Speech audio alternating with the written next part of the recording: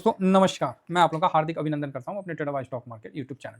चलिए थोड़ा लेट हो गया, तो अभी हम बात करेंगे कि कैसा रहा, क्या रहा, जो चल रहा है उस पे बात करेंगे और साथ में देख लेते हैं कि डाउ जोन और नैस्डैक में क्या स्थिति अभी बनी हुई है। तो डाउ जोन थोड़ा माइनस है और नैस्डैक भी थोड़ा माइनस चल रहा है। अच्छा 1.25% हो गया, तो इनका तो कोई पता नहीं, लाइफ टाइम तो हाई पे भाई। लड़ाई ये करें और लाइफ टाइम हाई ये बनाए, बस हम लोग तो मुख्य दर्शक बने हुए हैं। तो ठीक है, जैसा भी है आपके सामने है, तो अभी तो फिलहाल ठीक ठाक चल रहा है। 1-8% गिरा हुआ है, बस हो गया। अब इस बीच में ब्रेंट को चेक कर लेते हैं, तो ब्रेंट 85 से नीचे है, 84 से नीचे नहीं जा रहा है और 86 से ऊपर नहीं जा रहा, बीच में घूम रहा है। यूएस का 10 ईयर बॉन्ड यील्ड वापस से ऊपर आया, कल नीचे आया था, फिर से वापस से ऊपर आया। और 2 ईयर बॉन्ड यील्ड भी थोड़ा ऊपर, थोड़ा नहीं काफ़ी ऊपर है, 4.17 4.26 तक चला गया था, तो फिर से ऊपर की तरफ जंप मारा है। चलिए अच्छी बात है। अब यहाँ हम थोड़ा सा एडीआर को चेक कर लेते हैं, एडीआर क्या कह रहा है। तो जब हम एडीआर को चेक कर रहे हैं तो फिर देखने में मिल रहा है कि इंफोसिस विप्रो का अच्छा तेजी वाला सौदा जम रखा है। सॉरी, विप्रो का ये माइनस है, इंफोसिस का मजबूत है। बाकी एचडीएफसी और आईसीआईसी ठीक ठाक चल रहा है, तो बहुत ज़्यादा तो नहीं कोई इशारा है, लेकिन जो भी है अच्छा है, ठीक है, थोड़ा सा उचित इशारा आपको सामने चल रहा है। युद्ध का वो अपना चलने दीजिए, युद्ध में ज़्यादा दिमाग लगा के कोई फ़ायदा नहीं है। आइए अब हम सीधे अपने डाटा पे चलते हैं। उससे पहले यूएस का डॉलर इंडेक्स ओके थोड़ा सा अप है। रुपया तो भाई साहब लंका लगा हुआ है, ऑलरेडी 96.38 पे है। तो सबसे ज़्यादा टेंशन जो है ना हमको इसी का है। किसका? तो रुपये का। रुपया जो है ना बुरी तरह से पिटा होने के कारण, मतलब बुरा हाल है। बस इतना ही हम बता दे रहे हैं कि रुपया पिटा होने के कारण बुरा हाल है, क्योंकि जिस तरह से रुपया की गिरावट आपके सामने देखने को मिल रहा है ये सही नहीं है। ऐसे गिरेगा तो फिर तो हो गया भाई काम, कैसे चलेगा। ठीक है, एक सेकेंड, तो अभी हम आगे बढ़ते हैं। एक सेकेंड सर, थोड़ा क्लियर कर देते हैं। हाँ, तो रुपया आप देख रहे हैं 96.38 पे है। इसी जगह सिल्वर को देखिए, तो सिल्वर 56.24, और गोल्ड को देखा जाए तो गोल्ड में भी वही गिरावट वही है, 4000 से नीचे 6 पॉइंट है, बस वही घूम रहा है। ऐसा नहीं कि अच्छा खासा गिरा हुआ है, ऐसा भी नहीं दिख रहा है। ठीक है, तो अब हम आ जाते हैं अपने वापस से टॉपिक पे और देखते हैं कि आज क्या हुआ। तो आज एफआईएस ने क्या किया है, नहीं किया है। आज एफआईएस ने साइलेंट मार्केट होने के बावजूद आज बेच दिया, 4200 करोड़ का बेच दिया भाई।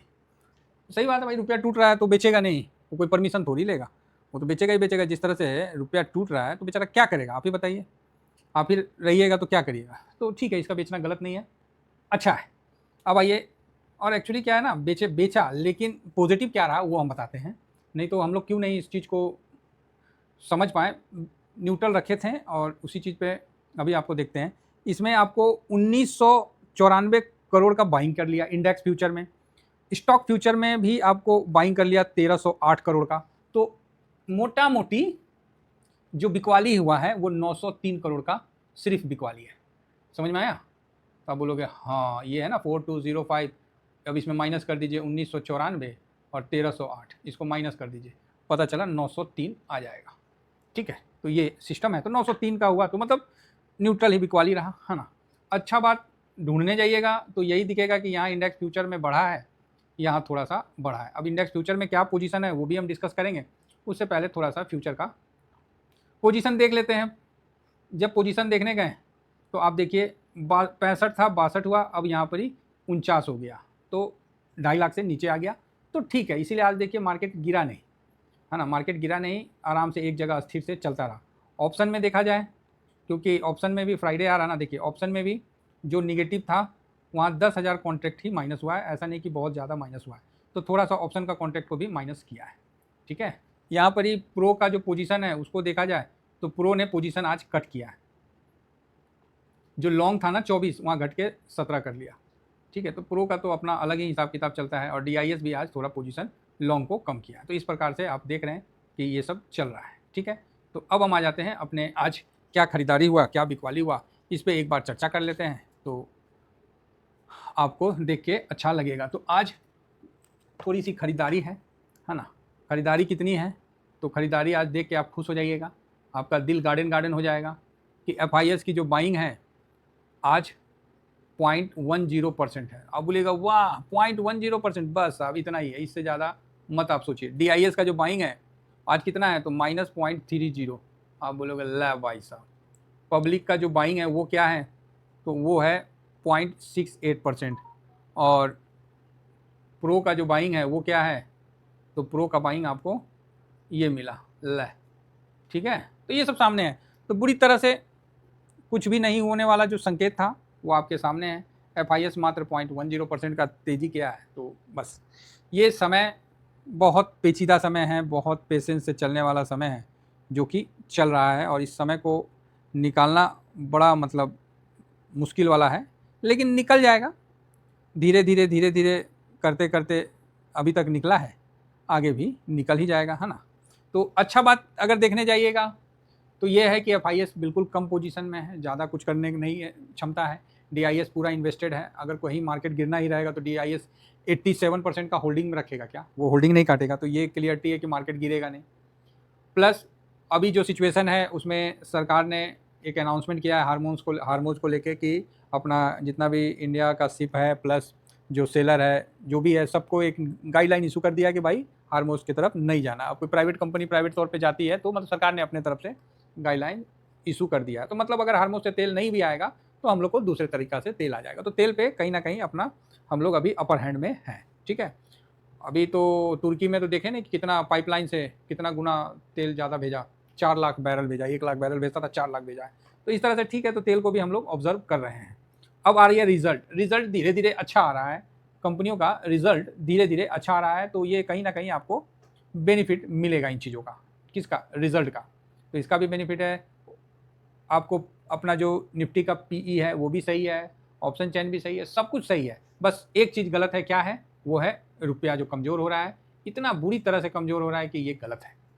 और यही पूरा तेजी अगर मतलब देखिए अगर रुपया इस तरह से टूटेगा तो तेजी तो आप नहीं बांध पाइएगा सर, मतलब ही नहीं है तेजी बांध पाइएगा। 500 पॉइंट ऊपर उठिए ना, इतना बेचेगा कि आपका मतलब क्या ही बताएं, क्या ही बोले सर। मतलब रुपया इस तरह से कमज़ोर होगा तो आपका तेजी कैसे टिकेगा। तो चलिए करेंसी भी कहीं ना कहीं थोड़ा सा रोड़ा डाल रहा है। अच्छी बात यह है कि 15 जुलाई से जो FTA के तहत इंग्लैंड को जो जाना था, UK को, तो इंग्लैंड को जो जाना था जो भी है, तो ये शिपमेंट हो भी गया। 40 मिलियन के बदले 150 मिलियन का माल गुड्स जो है वो इंडिया से एक्सपोर्ट हुआ है। कहाँ के लिए, तो इंग्लैंड के लिए, UK के लिए। ये एक अच्छी पॉजिटिव बात है कि अभी थोड़ा सा एक्सपोर्ट जब FTA हुआ है ना तो हम लोग का बढ़ा है, और इसका बेनिफिट आने वाला समय में आपको डाटा में भी दिखेगा, जो कि अभी डाटा में नहीं दिख रहा था। जो एक्सपोर्ट जो था इंडिया का वो घटा था, ये देखिए 13/7 को जो एक्सपोर्ट जो था ना घट गया था। तो ये चीज़ तो पता तो था ही कि एक्सपोर्ट भाई 45 बिलियन से घट के 40 बिलियन पे हो गया। तो अभी क्या है, कल आपको ये डाटा आएगा, और नहीं सॉरी 13 तारीख को आया ना, अब नेक्स्ट मंथ आएगा। नेक्स्ट मंथ 100% मान के चलिए कि आपका एक्सपोर्ट डाटा इससे काफ़ी बढ़ के आएगा। कम से कम नहीं भी तो 20% के आसपास बढ़ के आना चाहिए। मतलब ऐसा मेरा मानना है, मतलब काफ़ी बढ़ के आना चाहिए। अब नहीं आया तो क्या ही कर सकते हैं, लेकिन ये नेक्स्ट मंथ जो आएगा ये अच्छा खासा उछाल के आएगा। जून में देख रहे हैं एक्सपोर्ट एकदम कम गया, ठीक है। तो इसका भी हम लोग को नज़र रखे हुए हैं। और बाकी इंडिया का जो फॉरेन रिजर्व है उसके बारे में तो आप लोगों को पता ही है भाई, गिर गड़ा के आ गया था 666 पे, तो 10 तारीख को बना है तो अच्छा है। अभी 17 तारीख को कल आपको ये डाटा फिर से आता हुआ नज़र आएगा। तो अब ये देखना है कि ये डाटा बढ़ के आता है कि नहीं आता। तो एक्सपोर्ट हुआ है तो स्वाभाविक है कि बढ़ के आएगा ही आएगा, ये चीज़ तो आएगा ही आएगा। लेकिन अब देखना है, अगर बढ़ के आता है तो बहुत अच्छी बात है, लेकिन रुपया की कमजोरी आपको वापस से ये अब देखिएगा सरकार का स्टेटमेंट आएगा। जब यहाँ से गिर के यहाँ आया तो क्या बोला गया कि गोल्ड का कीमत गिर गया, इसलिए हम लोग का मतलब जो है ये होगा, है ना। अब जब पोजीशन बढ़ के आएगा, मान लीजिए गलती से बढ़ के आ गया, तो फिर क्या बोलिएगा, बोलिए अभी तो गोल्ड और गिरा है। फिर यही चीज़ है, डाटा में कई चीज़ साइलेंट होते हैं जो कि छिपाया भी जाता है। तो कोई बात नहीं, धीरे धीरे आप लोग भी कंटिन्यू जब इतना देखते हैं तो आप लोगों को भी एक अंदाज तो बन ही जाता है कि भाई कहाँ सही है और क्या गलत है। तो ये आप लोगों को भी तो समझ में आता ही है। रही बात इंडस्ट्री डाटा, तो ये तो अभी काफ़ी टाइम है। तो कुल मिला के ठीक है, गिफ्ट निफ्टी को देख लेते हैं, 24,150 पे चल रहा है, ठीक है, बढ़िया है ना। तो अभी कोई ऐसा दिख नहीं रहा कि आपको ये लेवल तोड़ के ऊपर जाएगा, ऐसा कुछ दिख नहीं रहा। आप रुपया मजबूत करवा दीजिए, मार्केट में चढ़वा दूंगा। आप रुपया और तेल को थोड़ा सा डाउन करवा दीजिए, मार्केट अपने आप चढ़ जाएगा। तेल थोड़ा सा डाउन नहीं हुआ कि मार्केट 500 पहुंच जाएगा, ठीक है। और रुपया मजबूत होगा तब तो मज़ा आ जाएगा। चलिए फिलहाल इतना ही कहकर अपनी वाणी को विराम देता हूँ। Thank you very much. जय हिंद, जय भारत।